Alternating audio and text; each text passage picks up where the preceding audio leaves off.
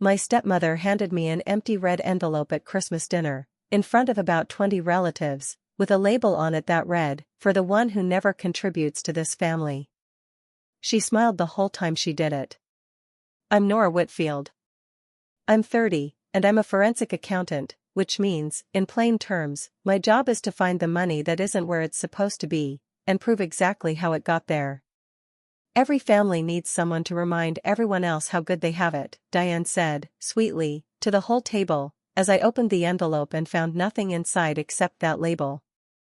A few people laughed, uncertainly, the way people laugh when they're not sure yet whether something is actually a joke. She had no idea that 3 weeks earlier, my own accounting firm, the same firm that has audited my family's company for over a decade, had assigned me to find out exactly where $190,000 of it had gone. She also had no idea that I'd brought an envelope of my own that night. Let me back up and explain how we got to that table. If you're new here, I'm Nora, and this channel is where I tell true, quiet stories about the moment someone stopped explaining their worth out loud and simply let the truth speak for itself instead. No shouting, no dramatics, just the receipts, in the most literal sense my job allows. If that's your kind of story, subscribe, because this one has more heart underneath it than you might expect from the title. To understand why my stepmother handed me an empty envelope in front of 20 relatives, you have to understand what happened to our family 11 years before that dinner, because almost nothing that happened at that table makes sense without it. My mother died when I was 12, an illness, slow and expected in its final months, the kind of loss that reshapes a household quietly rather than all at once. My father, Gary, raised me alone for 4 years before he met Diane, and I want to say clearly, because it matters for what comes later, that the early years of our blended family weren't hostile. They were awkward, the way any two families learning to become one family usually are, but Diane made a real effort with me in those first years, and I made a real effort back. Diane came into our lives with 2 children of her own from a previous relationship, Callie, who was 19 when I first met her, warm and a little wild in the specific way of a teenager who'd never quite been reined in, and Preston, who was 15, quiet, anxious, the kind of kid who watched a room before he ever spoke in it. I liked them both. Callie, especially, took an interest in me that I didn't expect and came to genuinely treasure. She'd drive me to the mall on weekends, let me tag along to things a 20-year-old shouldn't really want her new stepsister hanging around for, and never once made me feel like an inconvenience. 11 years ago, 7 months after Diane and my father married, Callie was killed in a car accident on a rain-slicked highway, 20 minutes from our house. She was 19. I remember the specific, surreal texture of that week, the funeral home's carpet, the casseroles arriving faster than anyone could eat them, my father's low, steady voice on the phone with relatives, repeating the same handful of facts over and over because there was nothing else true left to say. I remember Preston, 15 years old, sitting alone on the back porch for most of the reception after the service, and going out to sit with him because nobody else seemed to notice he'd left the room. We didn't talk much. I don't think either of us knew what there was to say. I just didn't want him to be out there by himself. I don't think I can adequately describe, even now, what that loss did to Diane. I was 16 at the time, old enough to understand grief in the abstract and nowhere near old enough to understand what it does to a person over years rather than weeks. Diane didn't fall apart in any dramatic, visible way that I remember. She simply changed shape, quietly, permanently, in a direction that took years to fully reveal itself. Her attention, once distributed with something like fairness across the family she'd married into, began narrowing, almost imperceptibly at first, entirely onto Preston, her one remaining biological child, 15 years old and grieving his sister in a house that had suddenly become unbearably fragile. I don't say any of this to excuse what happened later. I say it because I think it's the only honest way to explain how a woman who wasn't cruel by nature ended up, over a decade, becoming someone capable of handing her stepdaughter an empty envelope as a joke in front of 20 relatives. I should say, too, that Diane wasn't cold to me in those early years after Callie died. If anything, the shift happened so gradually that I spent a long time genuinely unsure whether I was imagining it. She still remembered my birthday. She still asked, in a general way, how school was going. It was never an absence of care exactly. It was more like watching a plant slowly lean, over years, toward whichever window let in the most light, until eventually its whole shape had changed direction without a single dramatic moment you could point to and say, that's when it happened. The favoritism, once it started, didn't arrive as a single decision. It arrived as 1,000 small ones, the way these things usually do. Preston's college tuition was covered in full, no question asked, along with what became, eventually, 2 separate gap years that Diane described, gently, as him finding his footing after everything the family had been through. I went to school partly on loans, which nobody in my family seemed to register as unusual, because, as my father put it once, not unkindly, just automatically, "You're so responsible, Nora, you'll figure it out." I did figure it out. I've never stopped noticing that nobody asked whether I wanted to be the one who always had to. When my father's manufacturing company needed someone in an operations role a few years back, Preston was given the position, operations coordinator, though I never fully understood, and I don't think anyone in the family ever fully understood, what the role actually required of him day to day. He was given a company car. He was given, repeatedly, quiet infusions of money framed as advances or bonuses that never seemed to correspond to any specific achievement I could identify. When I finished my accounting degree and passed my CPA exam on the first attempt, my father sent a nice text. When Preston got promoted to a title that, as far as I could tell, changed nothing about his actual responsibilities, Diane threw a small dinner party. There's one memory from that period I keep returning to, more than any other. I was 19, the same age Callie had been, home from my sophomore year of college for winter break, and I remember standing in the kitchen while Diane made dinner, watching her hands shake slightly as she chopped vegetables at the counter, not from anger, I understood even then, but from some low, constant hum of fear that never fully switched off. I asked, carefully, if she was okay. She said, without looking up, "I just need to know Preston's going to be all right. That's all I need right now." I remember standing there, 19 years old myself, quietly absorbing the fact that my own alrightness had apparently never been in question, and therefore didn't need checking on. I want to be fair here, because I think fairness matters even in a story like this one. I don't believe Diane ever consciously decided that Preston deserved more than me. I believe, watching it unfold over more than a decade, that grief had quietly rewired something in her, an anxious, unexamined terror of losing the one child she had left, expressed as an inability to ever let him struggle, stumble, or be held to the same ordinary expectations everyone else in the family was held to. I was, in some sense, collateral damage in a decade-long, unspoken campaign to keep Preston safe from a version of lost Diane had already survived once and clearly believed she could not survive again. That doesn't mean it didn't cost me something, every year, in small, accumulating ways. Family gatherings, over the last several years especially, had developed a particular rhythm, gentle, needling comments about my boring desk job compared to Preston's real work at the company, jokes that landed a little too precisely to be entirely jokes, a running, low-grade undertone that I was the reliable, unremarkable Whitfield and Preston was the one worth actively celebrating. There was a particular Thanksgiving, about 4 years ago, that I think crystallized the pattern more clearly than any other single moment. Preston had missed an entire semester of his second attempt at college that fall, without much explanation beyond vague references to figuring some things out, and Diane spent most of dinner gently, proudly narrating his personal growth journey to relatives who hadn't seen him in a year, framing an unexplained absence from school as a kind of admirable self-discovery. I had, that same year, passed the first section of my CPA exam on the first attempt, a genuinely difficult professional milestone I'd spent months preparing for. It came up once, briefly, when an aunt asked how work was going, and the conversation moved on within 30 seconds, back toward Preston's journey. I don't think anyone at that table clocked the disparity except me.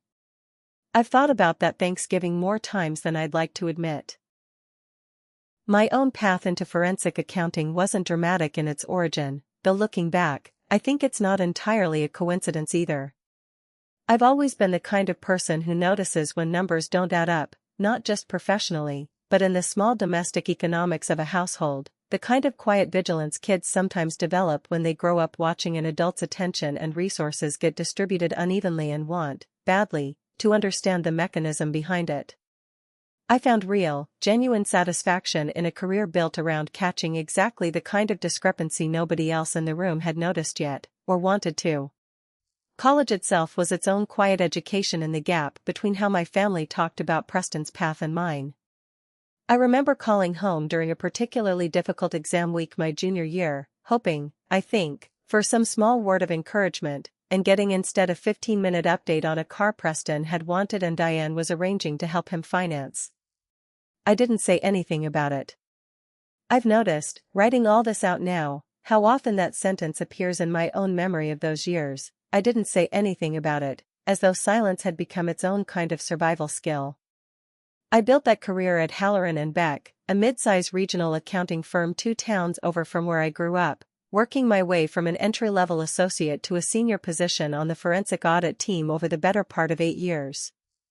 One detail about the firm mattered more than I could have anticipated. Going into that particular December, Halloran & Beck has held the long-term audit contract for my father's company, Whitfield Fabrication, for over a decade, a relationship that predates my own employment there entirely.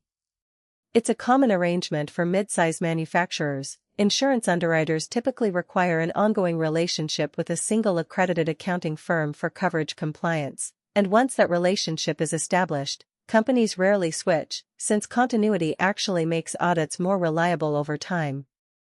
I'd mentioned this fact to my family exactly once, years earlier, mostly as a small, dry joke about how strange it was that my employer occasionally handled my own father's books.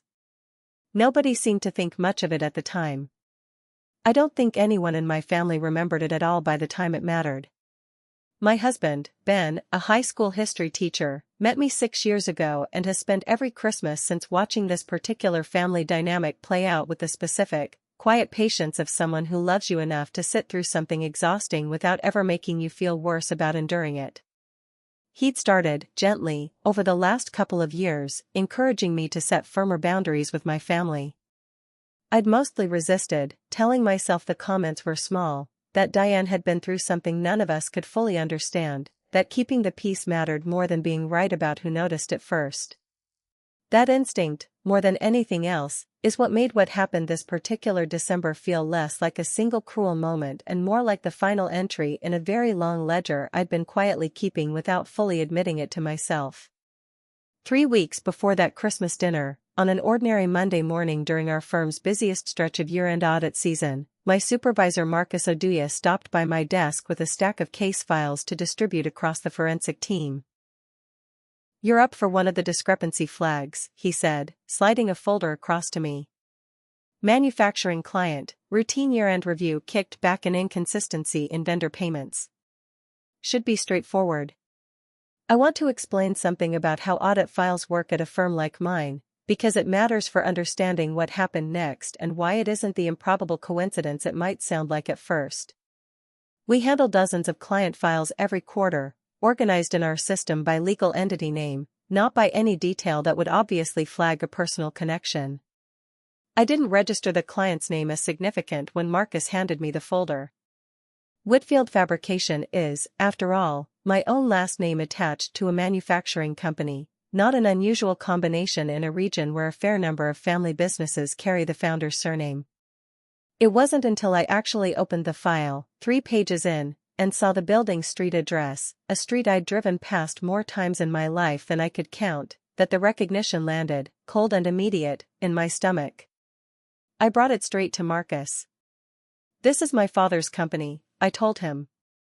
"I need to recuse myself from this one." To his credit, Marcus didn't hesitate on the ethics of it. He immediately agreed that a full recusal was the clean answer, and went to check with the partners about reassigning the file. He came back 20 minutes later with a complication neither of us had anticipated. We were critically short-staffed that particular quarter, 2 senior associates out on leave, and Whitfield Fabrication's filing deadline for their insurance renewal was fixed, non-negotiable, less than a month out. Reassigning the file to someone starting from zero risked missing that deadline entirely, which would have created a real, serious problem for the company, and, not incidentally, for my father. "Here's what we can do instead," Marcus said. "You stay on it, under a documented conflict of interest disclosure, with me reviewing every finding directly before anything goes to the client or the board. Full transparency, paper trail the whole way. If at any point you want out, you're out, no questions. But if you're comfortable, this keeps the deadline intact and keeps everything procedurally clean." I agreed, mostly because the alternative, walking away and leaving my father's company exposed to a missed compliance deadline over a staffing shortage, felt worse than the discomfort of staying close to something I hadn't asked to be close to. I want to be honest that some small, unexamined part of me was also simply curious, in the specific way my job has trained me to be curious about anything that doesn't quite add up. I called my father that same afternoon, purely as a courtesy, to let him know Halloran and Beck's year-end audit of the company would proceed on schedule and that I'd been assigned to the file under a documented conflict disclosure. I kept the call brief and professional, the way I'd handle it with any client, though it felt strange saying the word client about my own father. He seemed unbothered, even a little pleased. "Good," he said. "At least I know it'll get done properly." I remember thinking, hanging up the phone, that he had no idea how literally that sentence was about to come true. It didn't take long to find what didn't add up.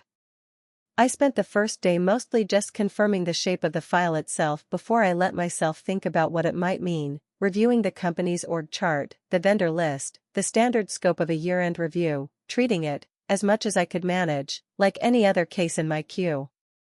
That discipline is, I've come to believe, one of the most genuinely useful things my training ever gave me, the ability to hold a professional posture steady even while something personal is quietly detonating a few inches beneath it. The discrepancy had first been flagged by an automated review of vendor payments, a routine software check most companies run as a baseline fraud safeguard, catching nothing more dramatic, most of the time, than a duplicate invoice or a data entry error. This one was different. A vendor called Meridian Supply Logistics had received 14 separate payments over the preceding 14 months, totaling just under $190,000, for what the invoices described only vaguely as logistics coordination services. I spent the better part of 3 days working backward through the paper trail, the kind of methodical, unglamorous forensic work that rarely looks dramatic from the outside but is, in its own way, the entire job. Meridian Supply Logistics had no business registration on file with the state. No verifiable physical address beyond a mailbox rental service 2 counties away. No other clients I could find any record of, anywhere, in a business that claimed to specialize in logistics coordination for manufacturing companies. And the payment routing account, once I traced it through 3 intermediate steps designed, I have to assume, to make exactly this kind of tracing more difficult, led to a personal checking account. I want to walk you through, briefly, how a trace like that actually works, because it's less like a dramatic reveal and more like a slow, patient unraveling of a knot someone tied under pressure. Meridian Supply Logistics had been set up with just enough legitimacy to survive a casual glance, a business name, a bank account, a mailbox address, but not enough to survive an actual audit trail. The payments moved from the company account to Meridian's account to a secondary holding account within days each time, then out again to a personal checking account in smaller, less conspicuous increments spread across several weeks. It's a pattern I've seen before in fraud cases, almost always constructed by someone who is anxious rather than sophisticated, someone trying, with limited financial literacy, to make a trail harder to follow, and instead making it, to a trained eye, more obviously deliberate than a single clean transfer would have been. I recognized the account holder's name the moment it appeared on my screen. Preston Reyes Whitfield. I sat with that for a long time before I let myself fully believe it, the same careful, deliberate disbelief I imagine anyone feels the first time they find something in a family member's life they were never supposed to see. I checked the routing 3 more times, independently, using different verification methods, hoping, in some small irrational way, to find an error in my own work rather than confirmation of what I already suspected. I didn't find an error. The money was real. The account was real. My stepbrother had been quietly siphoning company funds through a fabricated vendor for over a year. I closed my laptop and sat at my desk for a long time after that, staring at nothing in particular. My mind kept returning, unhelpfully, to small recent memories of Preston I hadn't thought much of at the time, how thin he'd looked at Thanksgiving, the way he'd excused himself from the table twice during dinner to take phone calls he didn't explain, a tightness around his eyes I'd chalked up, if I'd noticed it at all, to ordinary holiday stress. It's a strange, specific kind of retroactive clarity, seeing a pattern only once you have the missing piece that makes all the earlier pieces make sense. If your family has ever underestimated exactly what you do for a living, drop the word audited in the comments below. I read every single one of them, I promise you. What I found that week made me put my pen down for a long time before I could keep working, because I wasn't just looking at a fraud case anymore. I was looking at my little brother. I brought the full findings to Marcus once I was confident in them, professionally, methodically, the way the job requires. We determined together, following our firm's standard protocol for findings of this severity, that the case would need to go to a formal report delivered to Whitfield Fabrications Board, which, practically speaking, meant my father and the company's outside counsel, along with a mandatory notification to the insurance underwriter, given the scale and the compliance requirements tied to their coverage. This wasn't a decision I got to make personally. It was simply what the job required, regardless of my last name. I want to be clear about something, because I think it matters for understanding everything that happened afterward. I never decided to expose my brother.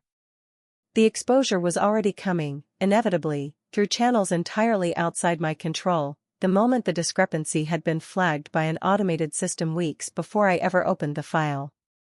What I was actually deciding, in the days that followed, was something much narrower and much more personal, not whether the truth would come out, but how, and when, and with how much dignity intact for everyone standing in the room when it finally did.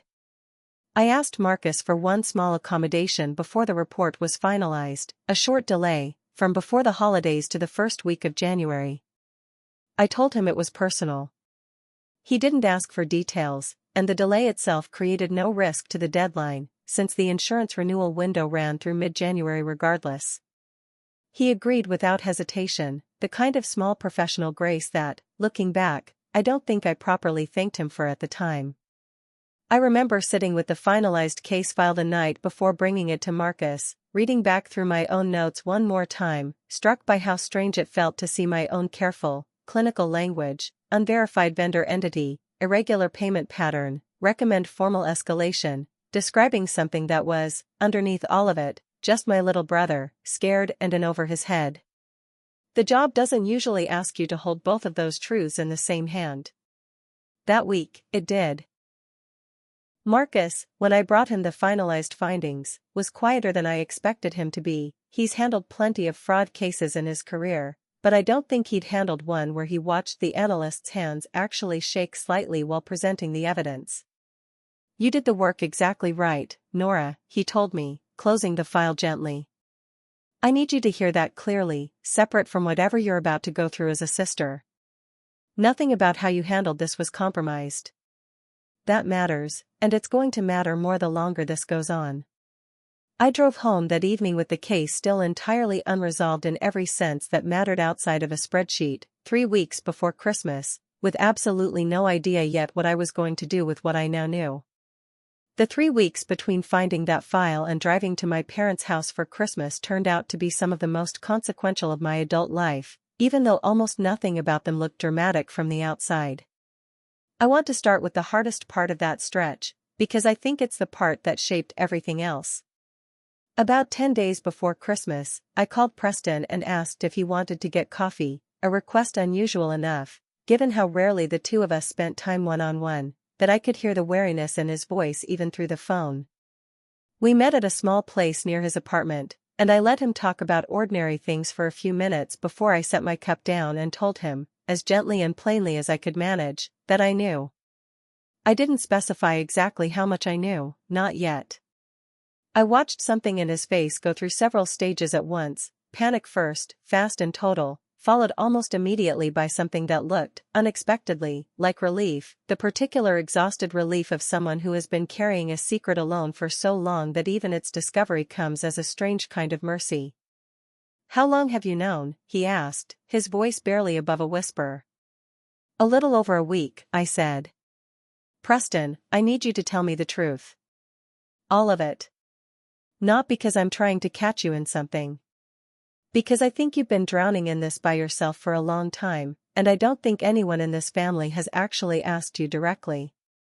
He told me, haltingly, in pieces that took most of an hour to fully assemble into a coherent shape. It had started with sports betting, harmless at first, he said, the kind of casual wagering half his friends did without consequence. Then it stopped being harmless. He described the specific, escalating logic of chasing a loss, each bet meant to recover the last one, until the number he owed became large enough that it stopped feeling like a debt he could ever climb out of through ordinary means. He'd created the fake vendor almost by accident, he said, a co-worker's offhand comment about how easy vendor fraud would be to miss in a company that size, said as a joke, that Preston, in a moment of genuine desperation, had actually acted on. I kept telling myself I'd pay it back before anyone noticed, he said. Every month I told myself that. And every month it got a little bigger instead.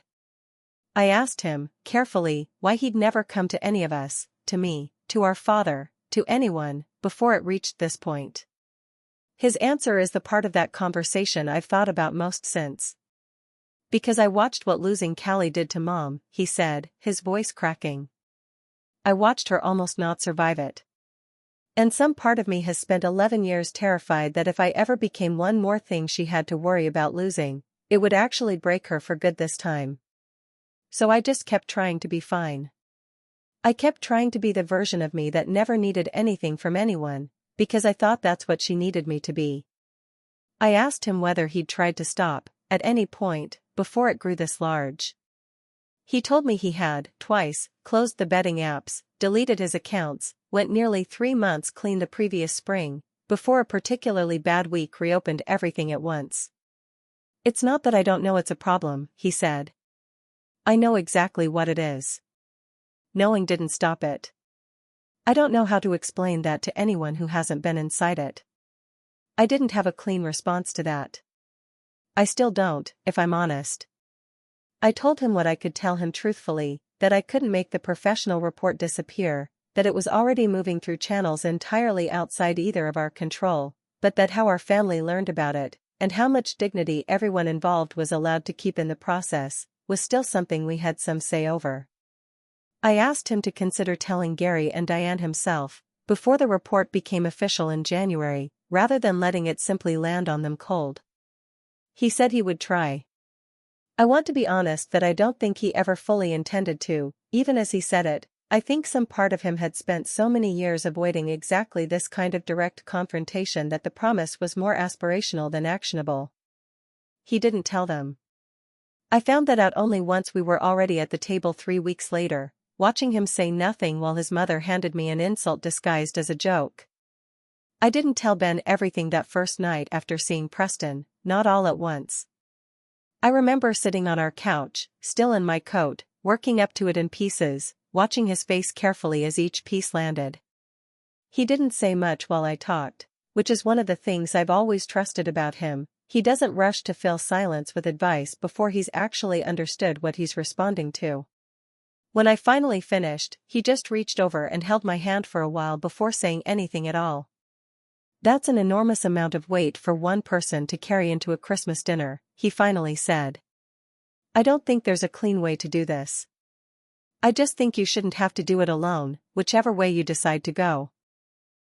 The rest of those 3 weeks moved in a strange, split rhythm, my ordinary life continuing on the surface, work, groceries, wrapping gifts for people whose situations I understood far better now than I had a month earlier, while underneath it, a much larger question sat mostly unanswered: what, if anything, was I going to do with any of this at Christmas dinner itself? Ben was the one who first put words to something I hadn't quite let myself think clearly yet. We were sitting at our kitchen table one evening, going through our own gift list, and I mentioned, half joking, mostly exhausted, that Diane had a pattern lately of turning the family's annual gift exchange into a small platform for digs at me, nothing overt enough to call out cleanly, just pointed enough to sting every year a little more than the last. So bring your own gift, Ben said, not entirely joking either. If she's going to use the exchange as a weapon, that doesn't mean you have to walk in unarmed. It just means you get to decide what you're actually bringing. It started as gallows humor between us, the kind of thing you say to make a hard situation feel briefly manageable. But over the following days, the idea kept returning, taking clearer shape each time, until it stopped being a joke and became something closer to an actual plan. I wasn't going to bring anything humiliating, anything designed purely to embarrass Diane the way her gifts sometimes seemed designed to embarrass me. I decided, instead, to prepare something honest, a properly redacted summary of the situation, professionally appropriate, revealing the shape of the problem without crossing any line my job legitimately required me to hold. Something I could bring, and choose not to use, if the night stayed civil. Something I could use, if it didn't. I called Marcus once more before the holiday, mostly to confirm exactly where the professional line actually sat. He was clear and specific. I couldn't disclose confidential findings, exact figures, or anything that would compromise the formal report's integrity to family members who weren't part of the company's board.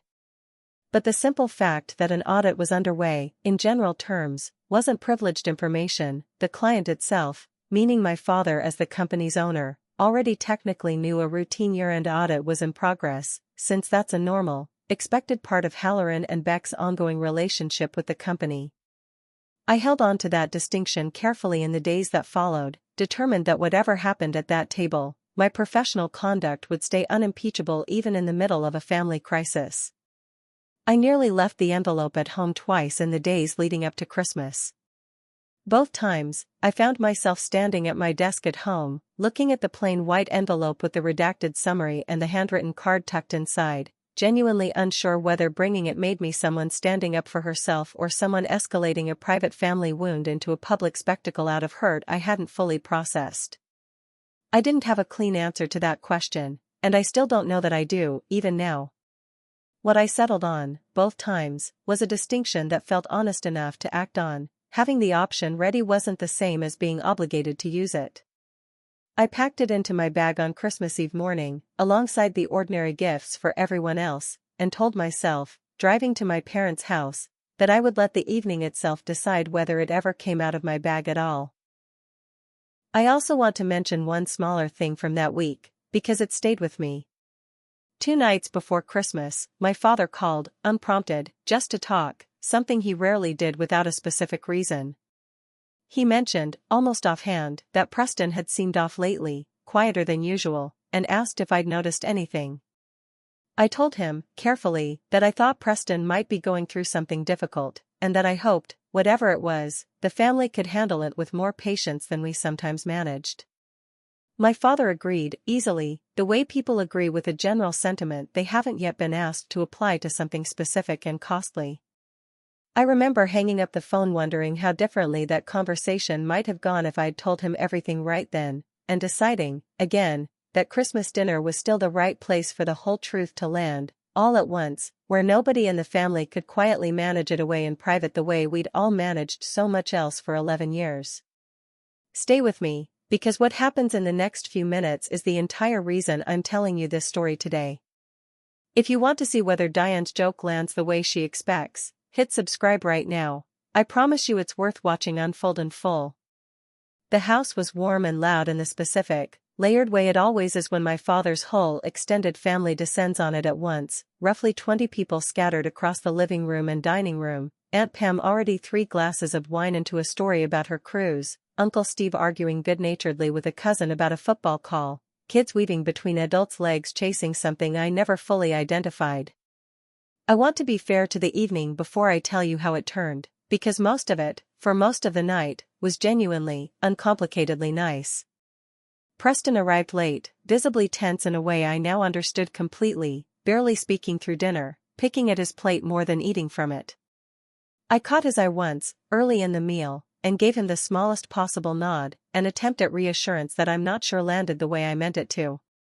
He looked away quickly, back down at his plate, and I understood, watching him, that whatever resolve he'd carried out of our coffee conversation 10 days earlier had not survived contact with an actual table full of relatives waiting to be fed a version of the holiday where nothing was wrong. Diane, by contrast, was in high spirits all evening, the hostess fully in her element, refilling glasses, orchestrating the seating, glowing with the particular pride of a woman confident her holiday was going exactly as planned. Dinner wound down into dessert, and then, as it does every year in our family, into the gift exchange, a loose, informal tradition where everyone brings one small, often silly gift to share around the room, more about the laughter than the presents themselves. It's genuinely one of my favorite parts of the holiday, most years. I want that on the record, because it's part of what made what happened next land as hard as it did. This wasn't a tradition I'd already soured on walking in. It was one I still loved, right up until the moment it was used against me. The exchange went warmly for nearly 20 minutes, a ridiculous inflatable flamingo for Uncle Steve, a gag mug for one of the cousins, real laughter filling the room. I remember laughing too, genuinely, at a pair of novelty socks one of my younger cousins gave her grandfather, thinking, for a few minutes, that maybe this year would simply be a good one, the envelope in my bag staying exactly where it was through dessert and coffee and the long, easy drive home afterward. Then Diane reached into the pile and pulled out a plain red envelope, walking it over to me herself rather than passing it down the table the way everyone else's gifts had traveled. "This one's for Nora," she said, smiling broadly at the room, clearly performing warmth for an audience even as something colder moved underneath it. Every family needs someone to remind everyone else how good they have it. I opened it in front of everyone. Inside, there was nothing, no gift, no card with a joke written out, nothing except a plain typed label affixed to the inside flap, for the one who never contributes to this family.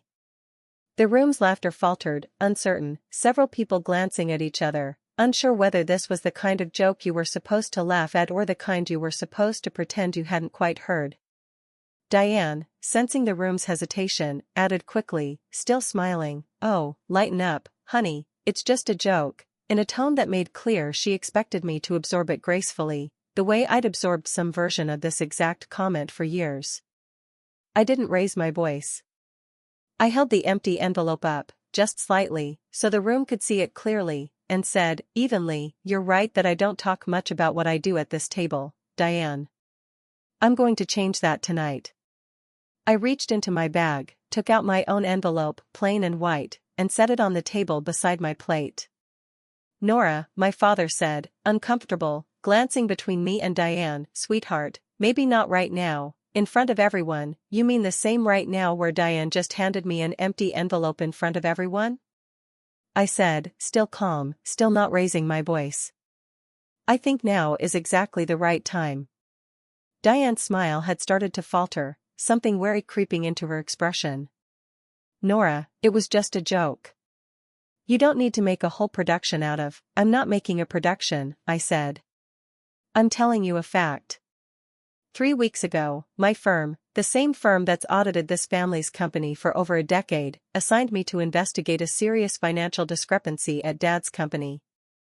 I want to be clear about something first. I can't share the specific findings tonight. That's not me being dramatic. That's an actual professional and legal boundary I'm not willing to cross, even for this conversation. But I can tell you that the discrepancy is real, that it's significant, and that the formal report goes to the board in January regardless of anything that happens at this table tonight." I opened my own envelope and set the contents on the table, a single redacted page, figures obscured but the shape of the problem visible, along with a handwritten card I didn't read aloud, "Not yet." The room had gone very quiet. I watched several relatives' eyes move, almost involuntarily, toward Preston, who hadn't said a word since I'd started speaking, his face already answering a question nobody had directly asked him yet. Diane's expression shifted, slowly, from confusion into something that looked, unmistakably, like dawning, horrified recognition, not surprise exactly, I realized, watching her carefully, but the specific look of someone confronting a fear she'd been quietly holding at arm's length for longer than she'd ever admitted, even to herself. I turned to Preston, and I want to be clear that what I said next wasn't an accusation. It was, as gently as I could manage in front of 20 people, an invitation. "I need you to tell them, Preston," I said. "Not because I want to hurt you. Because I'm out of ways to protect you from this by myself, and it isn't fair to either of us for me to keep trying. He broke then, fully, the careful composure he'd been holding all evening finally giving way. I took money from the company, he said, his voice shaking, barely audible at first, then louder, as though once the first sentence was out, the rest had nowhere left to hide. I owed people money. Gambling. It got so much bigger than I ever meant it to, and I panicked, and I set up a fake vendor account, and I'd been terrified every single day for over a year that someone would find out, and terrified every single day that if I told you, he looked at Diane now, tears streaking his face freely, if I told you, it would be one more thing you couldn't survive losing. I couldn't be the reason you lost something else.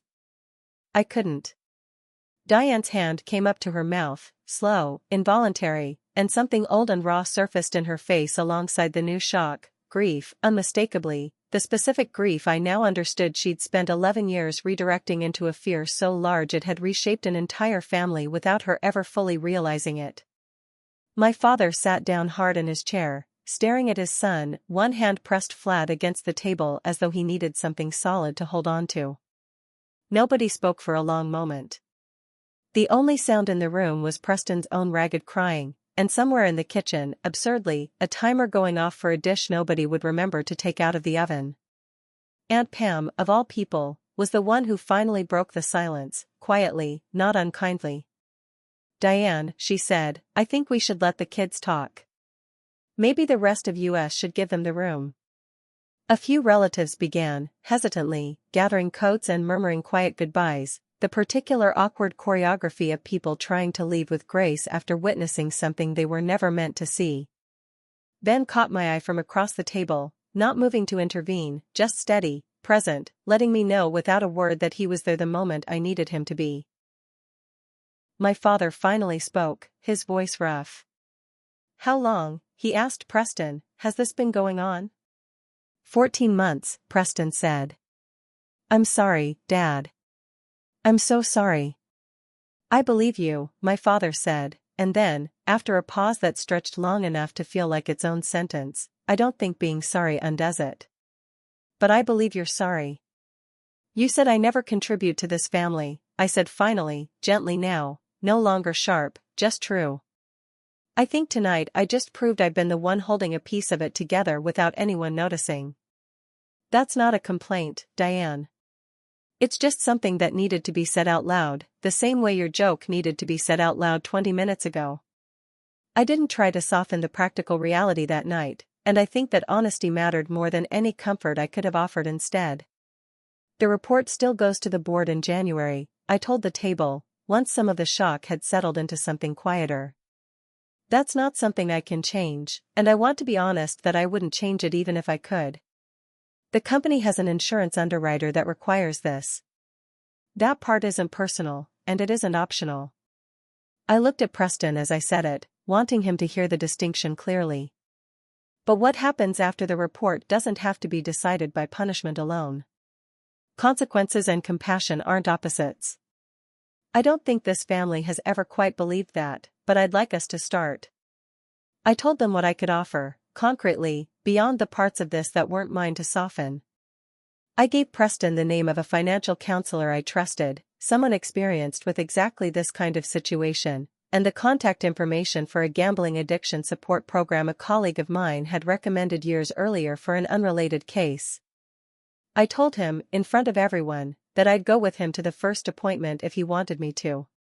He nodded, unable to speak, and I understood that as a yes.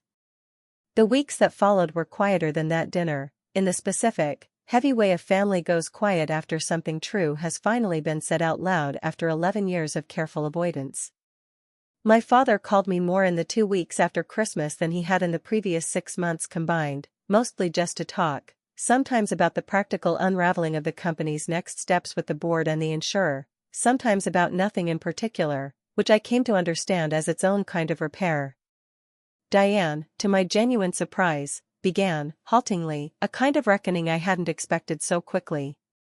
She started individual grief counseling in January, for the first time in 11 years, something my father later told me, quietly, gratefully, that he'd been gently asking her to consider for most of a decade without success. I don't think the empty envelope was the reason she finally agreed to go. I think it was more that the envelope, once it backfired so completely and so publicly, made it impossible for her to keep pretending the version of grief she'd been managing alone was actually working.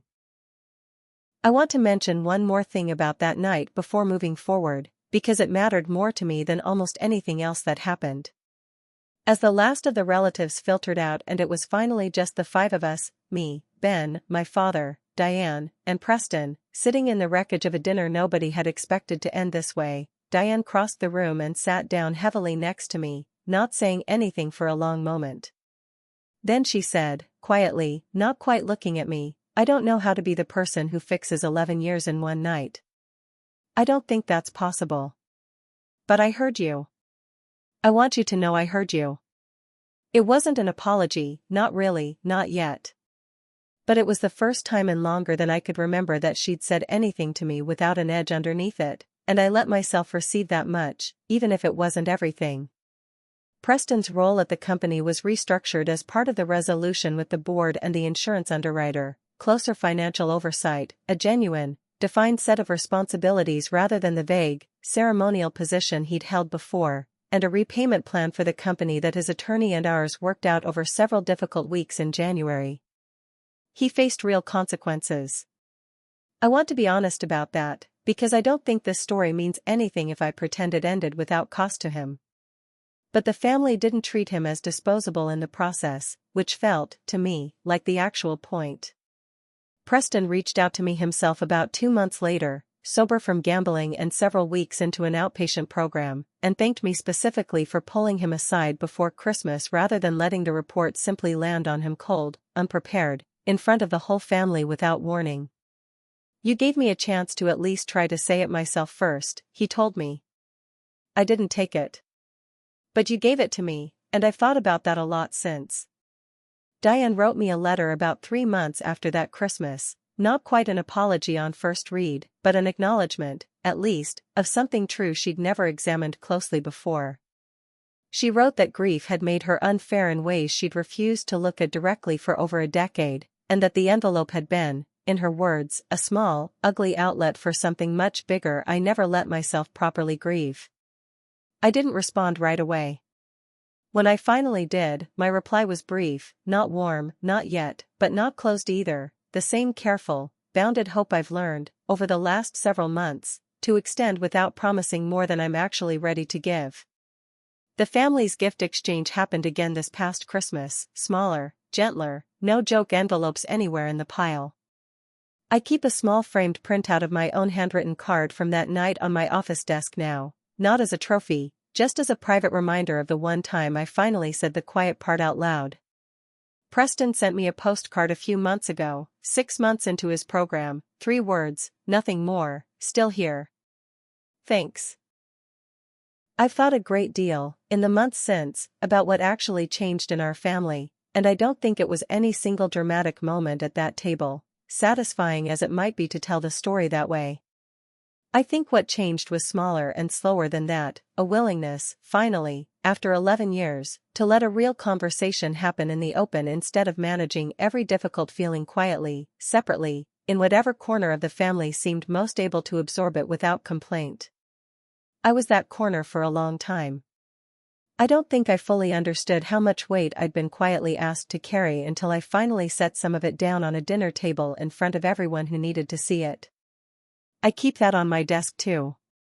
That's my story. An empty envelope, a redacted audit summary, and a family that finally had to stop pretending 11 years of grief hadn't been quietly running the whole show underneath every holiday dinner since. The one who never contributes, she called me. She was right that I don't perform my worth loudly at that table. I just do the quiet work of keeping things standing. Some families only notice the load-bearing walls once someone threatens to test what happens without them. Keep doing the quiet work anyway. Someone eventually notices, even if it takes an empty envelope, handed to you in front of 20 relatives, to make them finally look. So tell me, if you'd been handed that envelope, would you have brought one of your own to the table, or just walked out and let the silence say everything for you? Let me know in the comments below, I read every single one. And if this story meant something to you, share it with someone who needs to hear it, subscribe for the next one, and I'll see you in the next story.